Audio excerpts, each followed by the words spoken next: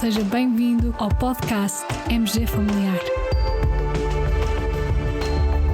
Um podcast sobre temas pertinentes que nos fazem refletir e frequentemente com implicações para a prática clínica. E damos as boas-vindas ao nosso anfitrião, professor Carlos Martins.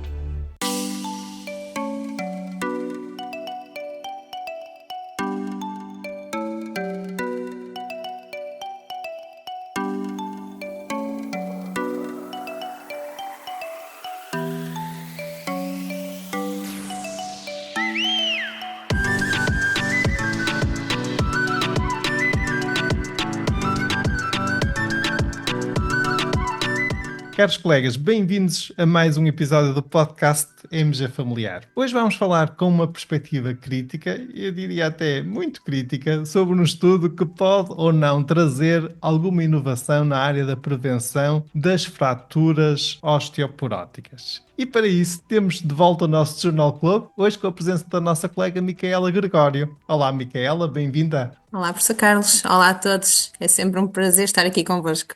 O prazer é nosso. Então, qual é o estudo que trazes para partilhar com os nossos colegas? Ora, o estudo que hoje vamos discutir foi publicado no dia 16 de janeiro de 2025 no New England Journal of Medicine e tem como título Prevenção de fraturas com administração infrequente de ácido zoledrónico em mulheres entre os 50 e os 60 anos. No fundo, o ácido zoledrónico é um bisfosfonato que é geralmente utilizado para a prevenção de fraturas em mulheres pós-menopáusicas e em homens adultos com elevado risco de fratura, com intervalos geralmente de 12 a 18 meses. No entanto, a literatura mostra que os seus efeitos, tanto na densidade mineral óssea como no metabolismo ósseo, podem persistir por mais de 5 anos. E este estudo investigou, então, se administrações menos frequentes deste bifosfonato poderiam ser eficazes na prevenção de fraturas. Para isso, então, os autores realizaram um ensaio clínico randomizado com dupla ocultação, que incluiu 1.054 mulheres na pós-menopausa com idades entre os 50 e os 60 anos. Elas foram selecionadas aleatoriamente a partir do registro eleitoral de Auckland, na Nova Zelândia, e foram convidadas a participar por carta. Eram elegíveis se tivessem uma diminuição da densidade mineral óssea, mas sem critérios de osteoporose, ou seja, se tivessem um T-score na coluna lombar, no colo do fémur ou na anca, abaixo de 0, mas superior a menos 2,5. E foram excluídas, portanto, mulheres que tinham T-score inferior ou igual a menos 2,5, doenças ósseas ou sistémicas graves, fraturas prévias da coluna ou da anca, e uso recente de bifosfonatos, terapia hormonal ou corticoides em doses elevadas ou tivessem feito também ácido zoledrónico nos últimos meses. Portanto, estamos aqui a falar sobretudo de mulheres que estavam no estadio da osteopenia, daquilo que normalmente falamos da osteopenia na sua grande maioria, e que estariam, digamos, na fase inicial após terem chegado à menopausa, não é? Exatamente. E, portanto, estas mulheres foram distribuídas aleatoriamente em 3 grupos. Um primeiro em que foram administradas 2 doses de 5 mg de ácido zoledrónico por via endovenosa, com 5 anos de intervalo. Um segundo grupo em que foi administrada apenas uma dose de ácido zoledrónico, seguida de uma dose de placebo após 5 anos. E um último grupo que foi usado como grupo de controlo, em que foi administrado placebo no início do estudo e 5 anos após. Os frascos para a infusão do ácido zoledrónico ou do placebo eram idênticos e tanto os participantes como os membros da equipa desconheciam o grupo ao qual os participantes estavam alocados, ou seja, a dupla ocultação de que falámos há bocadinho. As mulheres foram então depois acompanhadas durante 10 anos, durante o qual reportaram a ocorrência de fraturas, de eventos adversos e alterações na medicação, através do preenchimento de um questionário que realizavam a cada 6 meses. E foram também realizadas avaliações clínicas no início do estudo, aos 5 e aos 10 anos, em que as senhoras tinham medição da altura, do peso e faziam raio-x de perfil da coluna. O outcome primário que os autores avaliaram foi a ocorrência de fraturas vertebrais morfométricas, que foram avaliadas através da comparação do raio-x que efetuavam aos 5 e aos 10 anos com o raio-x que efetuaram no início do estudo. Ok, também de salientar que este estudo aparentemente não foi financiado pela indústria farmacêutica, foi financiado por uma instituição que se chama Health Research Council of New Zealand. E eu digo aparentemente porque depois nunca sabemos se estas instituições poderão às vezes ter financiamento indireto através da indústria. Mas aparentemente, pelo menos, este estudo não é desenvolvido pela indústria farmacêutica. E então, os resultados. Foram então recrutadas 1.054 mulheres, sendo que 1.003, que corresponde mais ou menos a 95% do total, completou o follow-up até aos 10 anos.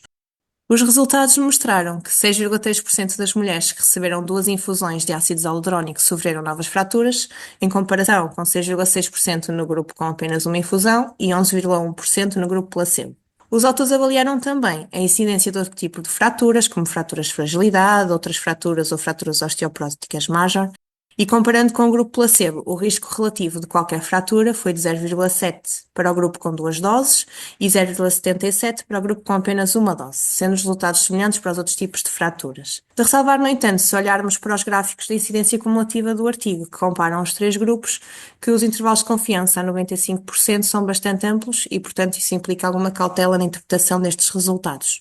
Relativamente aos efeitos adversos reportados, foram observados 8 casos de uveíte e um caso de episclerite após a primeira infusão de ácido zoledrónico, que corresponde respectivamente a 1,1% e a 0,1% dos participantes, não tendo sido reportados nenhum efeito adverso após a segunda infusão. O estudo concluiu então que a administração do ácido zoledrónico com um intervalo de 5 anos é eficaz na redução do risco das fraturas vertebrais, tendo-se mostrado seguro e bem tolerado pelas participantes. Estes resultados são interessantes do ponto de vista de prevenção primária, sobretudo no sentido em que a literatura mostra que 75% das fraturas de fragilidade em mulheres pós-menopausa ocorrem em senhoras com densidade mineral óssea normal ou que indicam osteopenia, sendo que apenas 25% das restantes fraturas ocorrem em mulheres com osteoporose, que são geralmente aquelas em que nós fazemos tratamento e que temos uma intervenção mais marcada. No entanto, a intervenção em indivíduos saudáveis, baseada em intervenções sobre fatores de risco, gera sempre alguma discussão. Pois é, pois gera. Primeiro, uma nota, passando a linguagem dos resultados, de uma linguagem relativa por uma linguagem em termos absolutos, fazer aqui referência aos NNTs, ao número necessário para tratar. No fundo, aqui, de acordo com estes resultados, o número necessário para tratar para prevenir uma fratura vertebral ao longo de 10 anos foi de 21 para o grupo da dose dupla do ácido zoledrónico e de 22 para o grupo que fez só uma dose única de ácido zoledrónico. Portanto, parece não haver uma grande diferença em termos de eficácia absoluta entre fazer as tais 2 doses com um intervalo de 5 anos ou fazer apenas uma dose única. Contudo, este estudo causa-me bastante perplexidade e traz-me assim um género de flashback aos anos 80, 90, altura em que começaram a chegar os primeiros bifosfonatos. E aí nós vimos muitas pacientes iniciarem bifosfonatos logo no início da menopausa, e ainda sem terem osteoporose, ou seja, muitas vezes só com uma ligeira osteopenia. Muitas dessas mulheres fizeram tratamentos prolongados durante anos e anos com bifosfonatos e anos mais tarde tivemos que lidar com os problemas, com efeitos adversos, muitas delas com osteonecrose da mandíbula e com perda de qualidade de vida. E depois, agora essas mulheres estão na casa dos 75 e muitos anos, 80 anos. Muitas delas têm na mesma osteoporose. Realmente agora precisávamos, por exemplo, de as medicar para prevenir a fratura e essas mulheres já não toleram esses fármacos devido à sua exposição e à toxicidade dos mesmos. Há aqui 2 perguntas fundamentais que devemos colocar. Primeiro, o objetivo deste tratamento qual é? No fundo, o objetivo não é, ou seja, e aqui numa perspectiva de POEM, de Patient Oriented Evidence That Matters, do outcome que é de maior interesse para o nosso paciente, o objetivo não é prevenir a osteoporose. O objetivo aqui principal é prevenir a fratura. E depois a segunda pergunta é esta: quem tem maior risco de fratura? São estas mulheres aos 50, 60 anos de idade? Na verdade, não são. São as mulheres que, principalmente com o aumento de esperança de vida, depois estão já na casa da 7ª e 8ª década de vida e por aí fora. Ora, aqui neste estudo, o que é proposto e o que foi avaliado foi um tratamento das pessoas aos 50, 60 anos de idade. E isso faz-me alguma confusão, porque estamos a tratar pessoas que ainda não têm um problema em si, estamos apenas a tentar medicar um fator de risco e temos de ter sempre muita cautela quando intervimos em pessoas que estão bem e, portanto, que estamos a fazer uma intervenção aqui preventiva. Outro aspecto a considerar é realmente os efeitos adversos associados ao uso de bifosfonados. O estudo fala ligeiramente, mas, por exemplo, realmente este estudo ainda não nos dá informação nem da eficácia a longo prazo, só nos dá uma eficácia há 10 anos, portanto é claramente insuficiente porque há 10 anos estas mulheres ainda não estão no grupo de grande risco para a fratura. E depois, realmente, temos de ter também algum cuidado, e recordo que os efeitos adversos do bifosfonados são consideráveis, problemas gastrointestinais, problemas de hipocalcemia, dores osteomusculares, o tal risco de osteonecrose da mandíbula. Portanto, há que ter aqui algum cuidado e alguma cautela com a interpretação destes estudos e com a interpretação destes resultados e a sua translação para a prática clínica. Sem dúvida, professor Carlos, concordo completamente. Acho que nesse sentido, a maneira também como as guidelines são elaboradas, não é? No fundo, com toda esta revisão da literatura e com estudos com um período temporal muito maior, no fundo, são fundamentais. Sim, eu temo que após estes resultados, de certa forma, haja às vezes alguma precipitação de algumas pessoas a quererem realmente passá-los para a prática clínica.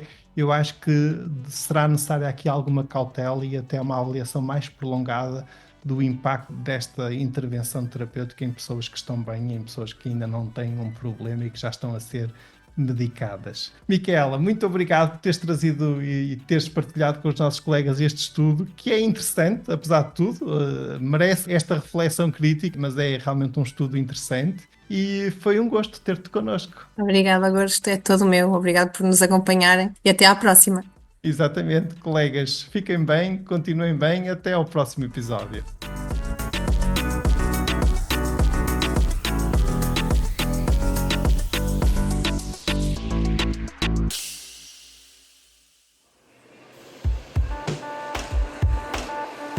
E terminamos assim esta edição do podcast MG Familiar. Muito obrigada por nos ouvir.